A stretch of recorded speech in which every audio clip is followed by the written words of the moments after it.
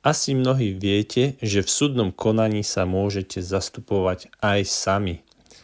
Nie síce v každom súdnom konaní, ale vo väčšine súdnych konaní môžete konať sami, teda aj bez advokáta. Ak vás súd predvolá na pojednávanie, môžete si naštudovať niektoré základné pravidlá, ktoré na pojednávaní treba dodržať. V zásade sa treba správať slušne a poslúchať pokyny súdu. Pravidlá správania sa v pojednávacej miestnosti bývajú často vyvesené pri dverách, ktoré vedú do pojednávacej miestnosti. Na začiatku pojednávania sudca zisťuje, či sa dostavili osoby, ktoré sa mali dostaviť, teda ktoré boli predvolané, a následne strany, teda žalobca a žalovaný, prednesú svoje vyjadrenia.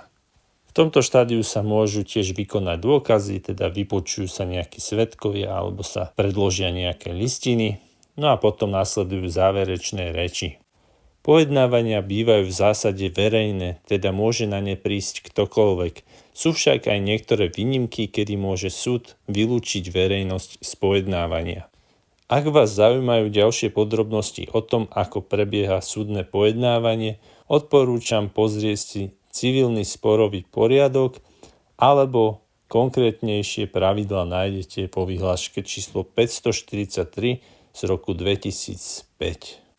Ak ste teda predvolaní na súdne pojednávanie, netreba sa ničoho bať. Odporúčam síce niečo si naštudovať, ale aj keby ste si nič nenaštudovali a budete slušní a úctiví, súd vás usmerní, ako sa máte správať a čo máte robiť. Pamätajte na to, že právo a súdy sú tu najmä pre obyčajných ľudí. Pokiaľ sa vám tento podcast páčil, prihláste sa na jeho odoberanie. Tento podcast je súčasťou iniciatívy Viac rovnosti, kde sa okrem iného snažíme aj o to, aby bývanie bolo dostupnejšie a aby politika nebola len pre bohatých. Do počutia na budúce.